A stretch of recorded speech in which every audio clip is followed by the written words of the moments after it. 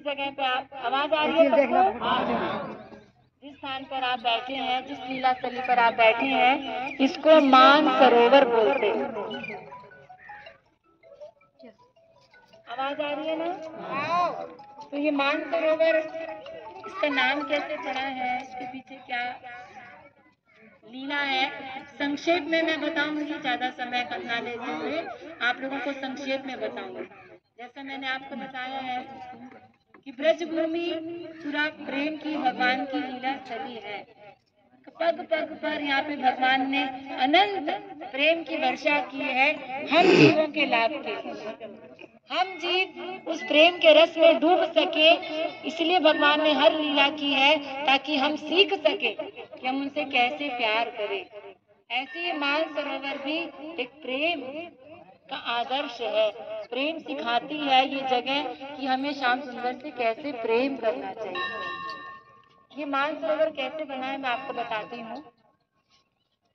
जैसे प्रतिदिन वृंदावन में, ब्रज में रास होता है प्रतिदिन, आज भी दिव्य वृंदावन में। हम जो वृंदावन देख रहे हैं ये तो माइक है, ईंट पत्थर वाला।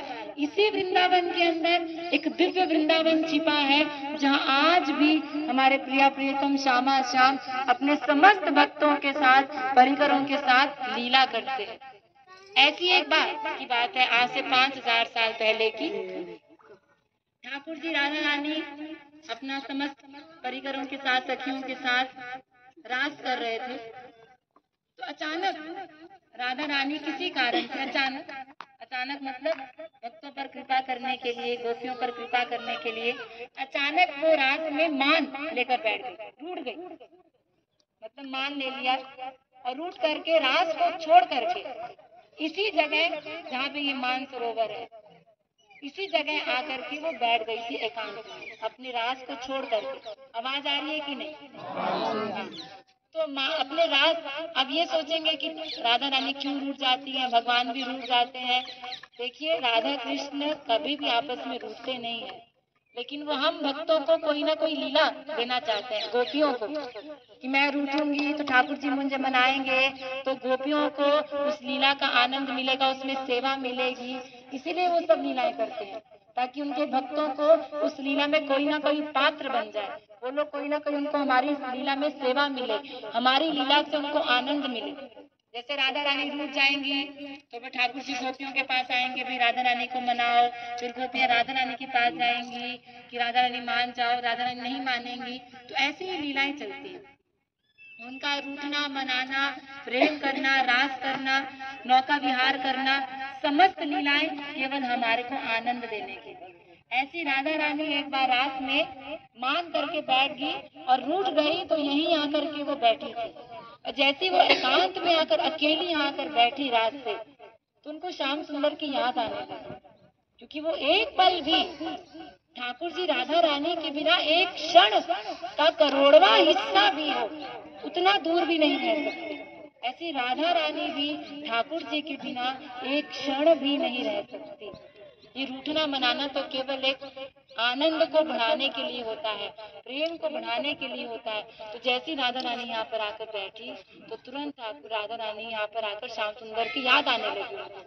इतनी याद आने लगी, इतनी याद आने लगी कि उनकी आंखों से आंसू निकलने लगे, और उन्हीं आंखों के आंसुओं से ये सरोवर, ये राधा रानी के आंसुओं से, उनके प्रेम के, विरह के आंसुओं का बना हुआ ये सरोवर है, जिसका पानी कभी भी खत्म नहीं होता। तब से ये ऐसे ही है। यहीं पर राधा रानी रो रो करके श्याम सुंदर को याद की, और यहीं पर से इतना रोई कि सरोवर बन गया। ये भी क्यों रूठी? इसलिए रूठी थी ताकि ये सरोवर बने और आने वाले जीवों को मेरे इस सरोवर में आकर के स्नान करने से, इसका जलपान करने से हमारा अंतःकरण शुद्ध हो और हमारे प्रेम की वृद्धि हो। समस्त लीलाएं भगवान की केवल हमारे कल्याण के लिए। अगर राधा रानी ना आती यहाँ और वो रूठती नहीं, रोती नहीं, तो ये सरोवर बनता कैसे? और अगर ये सरोवर नहीं बनता तो आज हम लोग इस सरोवर को देख करके हम लोग आनंद कैसे लेते, उसके प्रेम की लीला को जानते कैसे?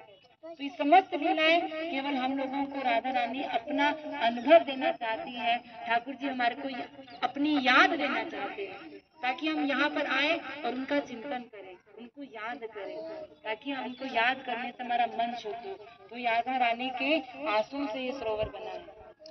और जब वो रो रही थी इतना, ठाकुर जी को बहुत कष्ट हो गया, तो दौड़ते दौड़ते ठाकुर जी राधा रानी को ढूंढते ढूंढते यहीं पर आए।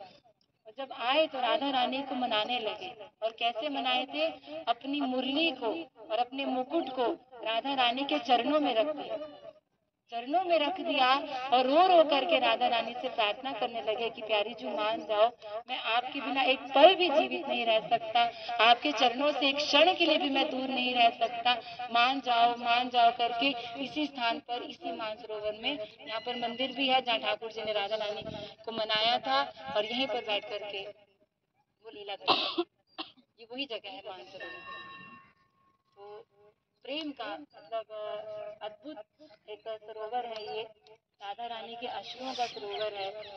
और यही अश्रु हमें चाहिए।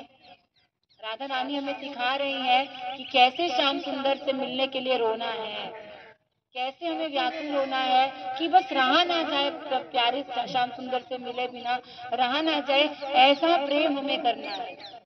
आंसू बहाओ, बस रो रो करके उनको पुकारो, बस वो आ जाएंगे। जैसे राधा रानी रोए श्याम सुंदर की याद में, दौड़ते आए ठाकुर जी, ऐसी हमें भी सिखाती है राधा रानी कि तुम भी श्याम सुंदर के लिए ऐसे रहो, तो श्याम सुंदर तुम्हारे लिए दौड़ कर आएंगे तुम्हारे पास और तुम्हारे को गले लगा देंगे, अपना प्रेम दे देंगे। तो इसी भाव से ये सारा मानसरोवर बना है, जिसके पीछे मैंने संक्षेप में आप लोगों को लीला बताई है। तो बोलिए राधा रानी की जय।